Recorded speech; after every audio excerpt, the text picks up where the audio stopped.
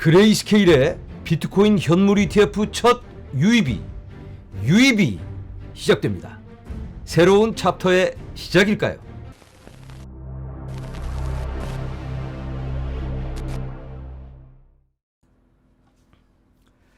안녕하세요. LA의 비트쇼입니다. 지난 2주간 살짝 불안한 모습, 위축되는 모습을 우리가 확인할 수 있었는데요. 오늘 분위기가 살짝 반전되는 모습입니다. 바로 비트코인 현물 ETF가 새로운 국면을 맞이합니다. 여기가 바로 그레이스케일. 오늘 6,300만 달러 유입. 와! 그레이스케일은 아직까지 유입을 가져온 적이 한 번도 없습니다. 쭉 보면 마이너스만 기록하다가 오늘 처음으로 플러스 유입을 기록합니다. 와! 다른 친구들도 이렇게 반기면서 플러스 유입으로 화답하고 있습니다. 투톱이라고 할 수 있는 블랙록과 피델리티는 아직 집계가 되지 않았습니다. 이 두 친구를 빼고 현재 1억 9,400만 달러 유입. 지난 7번의 거래일 동안 이렇게 유출만으로 이어졌었습니다.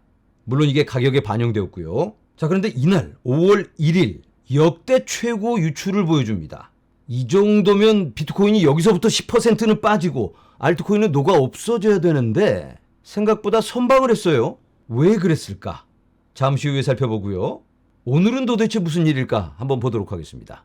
오늘 미국의 고용지표가 발표되었습니다. 4월 미국의 일자리 증가율은 17만 5천 명으로 예상보다 훨씬 낮았으며 실업률은 3.9%로 상승했습니다. 고용지표가 안 좋게 나왔다. 미국 경기가 불안하다. 안 좋은 뉴스죠. 악재일 수 있는데 증시는 매우 반기고 있고요. 코인도 동반 상승을 하고 있습니다. 며칠 전에 제롬 파월이 FOMC 미팅에서 미국의 고용 수치가 이렇게 단단한 모습을 지켜가고 그런데 인플레이션이 꺾이지 않는다면 이러면 금리 인하를 하기가 매우 어렵겠다라는 의중을 밝혔습니다. 하지만 인플레이션이 꺾인다면 당연히 금리 인하를 해야 되겠죠. 아니면 고용이 무너지면 어쩔 수 없이 금리 인하가 강제될 수밖에 없습니다. 자, 그런데 미국의 일자리가 24만 개가 예상되었는데 17만 5천 개로 줄었고요. 3.8%로 예상되었던 실업률은 3.9%로 발표되었습니다.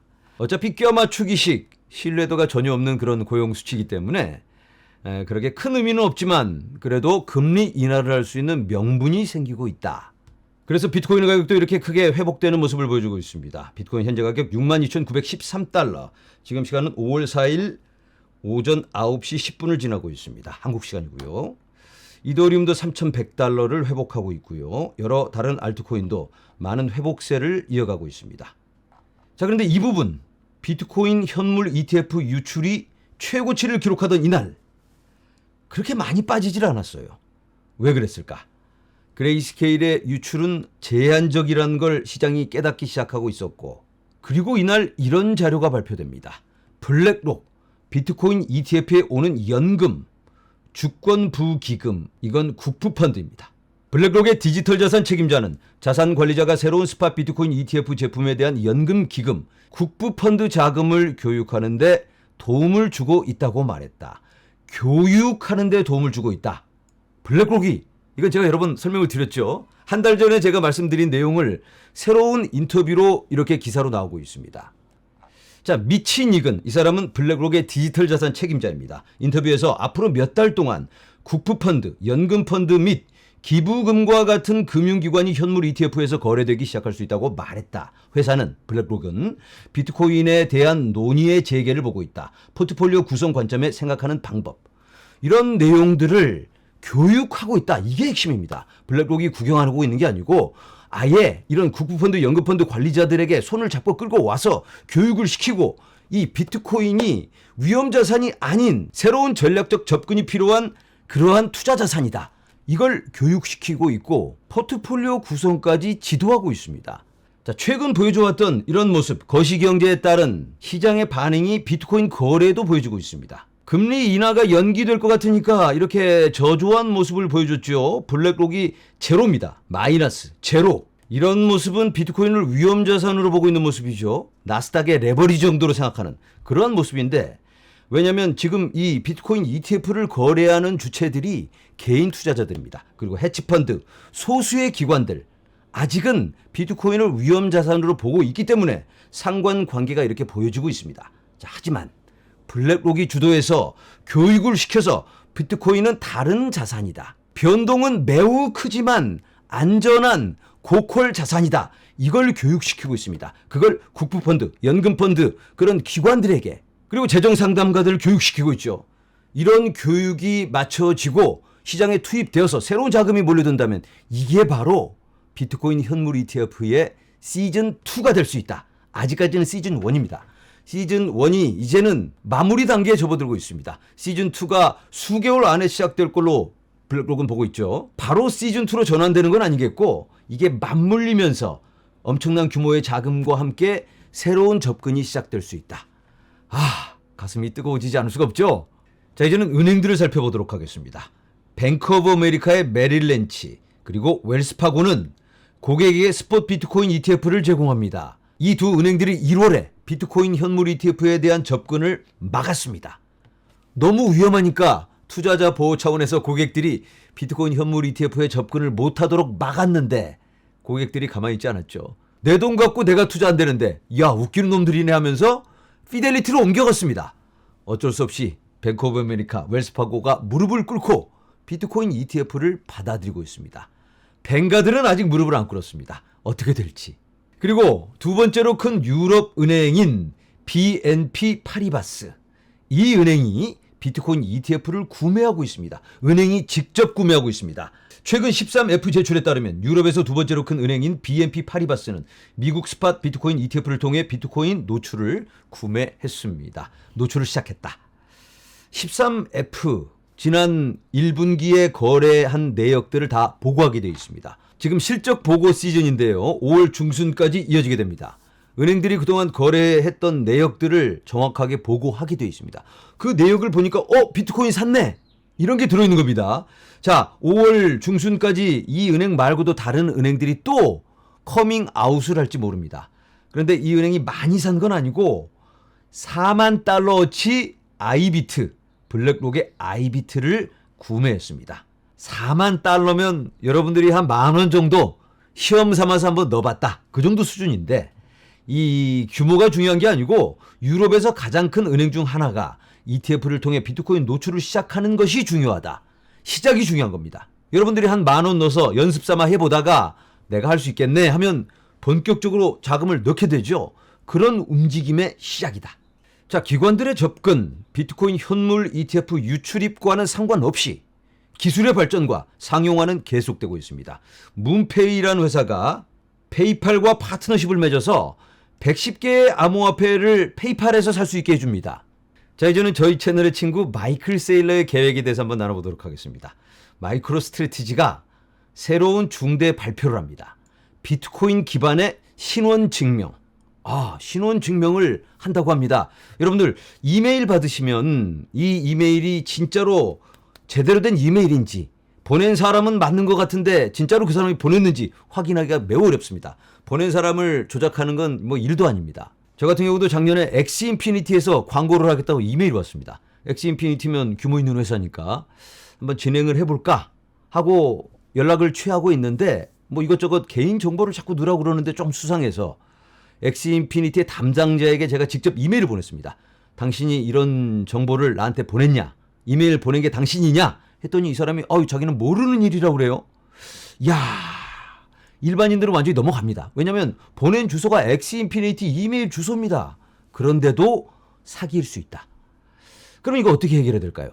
서명을 하면 됩니다. 디지털 서명을 하면 되는데, 디지털 서명도 조작이 될 수 있기 때문에 좀 더 확실한 신뢰를 할 수밖에 없는 그런 시스템이 필요합니다. 비트코인에다 그걸 기록해 놓는 겁니다. 비트코인에다가 오디널로 NFT를 만들어 놓을 수 있는 것처럼 정보를 넣을 수 있습니다. 거기에 디지털 서명을 만들어서 비트코인을 기록해 놓으면 1000년 만년 지속될 수가 있습니다. 그리고 이메일이 왔다면 이걸 확인할 수 있는 시스템을 마이크로 스트래티지가 제공을 하겠다, 이런 내용입니다. 이 서비스의 이름은 오렌지 for Outlook, 오렌지 서비스입니다. 이 디지털 서명이 비트코인 블록체인에서 확인이 되면 오렌지 체크마크로 바뀌어서 이메일이 전달되게 됩니다. 받는 사람은 오렌지 체크가 돼 있다. 그러면 믿을 수 있게 되는 겁니다. 이거야말로 비트코인의 확실한 사용 예가 될 수 있겠죠. 자, 이제는 블로그의 잭 돌시 기억하시죠? 트위터 창시자. 이 사람이 매월 비트코인 제품으로 인한 총 이익의 10%를 BTC 구매로 전환할 것이다 라고 말했다. 블록은 2020년 4분기와 2021년 1분기 사이에 2억 2천만 달러의 BTC를 구매했습니다. 그 후로 추가 매수가 없었는데요. 이제부터는 매달 비트코인을 매수하겠다. 비트코인에 대한 우리의 투자는 기술을 초월합니다. 그것은 경제적 권한 부여가 표준인 미래에 대한 투자입니다. 영상 촬영 중 비트코인 현물 ETF 자료 집계가 완료되었습니다. 그래서 추가합니다. 블랙록이 오늘 1,300만 달러 유입, 피델리티 1억 300만 달러. 그래서 최종 결과는 3억 7,800만 달러 순 유입입니다. 화면에서 보시는 건 그레이스케일 GBTC의 유출입입니다. 이렇게 지속적으로 유출이 줄어들다가 오늘 결국 유입으로 마감되었습니다. 물론 다음 주부터 또 많은 유출이 있을 수 있겠지만 그 영향은 미비하지 않을까, 이런 예상을 해볼 수 있겠습니다. 자, 이제는 마지막으로 5월의 암호화폐의 달력을 함께 살펴보도록 하겠습니다. 5월 3일 금요일 오늘입니다. 수위의 12억 달러 규모의 락업 해제가 있었습니다.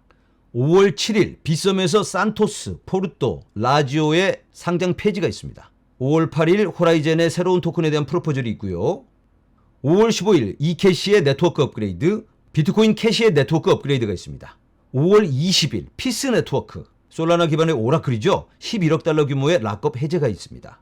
5월 22일 엔비디아의 실적 보고, AI 코인에 투자하시는 분들은 이날을 주목하시기 바랍니다. 엔비디아 실적 보고가 좋게 나오면 AI 코인 떡상, 실적이 나쁘게 나오면 떡락입니다. 그리고 이날 아발란체의 3억 3천만 달러의 락업 해제가 있습니다. 5월 23일은 이더리움에게 매우 중요한 날이죠. 이더리움 현물 ETF 승인 여부가 이날 결정됩니다.